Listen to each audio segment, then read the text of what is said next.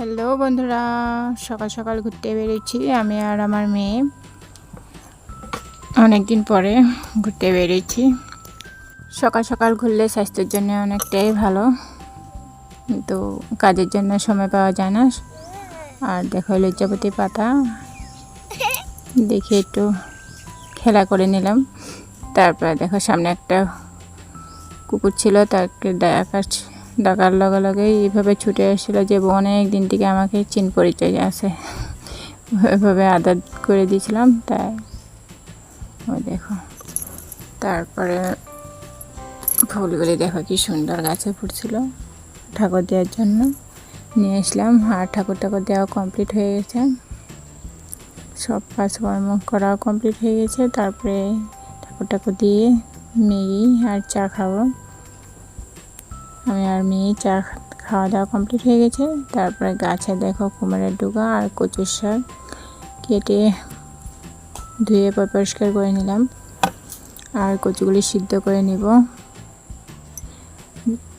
জল আর নুন দিয়ে ভালোভাবে সিদ্ধ করে নিচ্ছি। তারপরে রসুন আর পেঁয়াজ সম্বাদ দিয়ে সিদ্ধ করা কচুর শাকটা দিয়ে দিব। মাছের মাথা দিয়ে বানাবো। আর গোলমরিচ আর গুঁড়া, আদা, মরিচের গুঁড়া, হলুদের গুঁড়া আর পরিমাণ মতো নুন দিয়ে দিচ্ছি। আর মাছের মাথাটাও দিয়ে দিচ্ছি ভেজে রাখা। আর আমার কচুর শাক রান্না কমপ্লিট হয়ে গেছে। তারপরে বানাবো মাছ তরকারি। আলুগুলি পেঁয়াজ সম্বাদ দিয়ে আলুগুলি ভেজে নিচ্ছি। তারপরে কুমড়োর শাকগুলি দিয়ে দিচ্ছি। আর জিরার গুঁড়া, লঙ্কার গুঁড়া এইসব দিয়ে ভালোভাবে কষানোর পরে পরিমাণ মতন জল দিয়ে দিচ্ছি।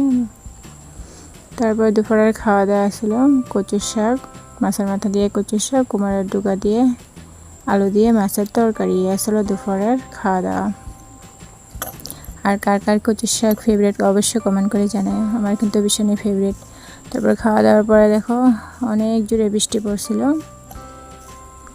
তাই একটু বৃষ্টিতে দাঁড়া বৃষ্টি দেখছিলাম, তাই একটু ভিডিও করে নিলাম।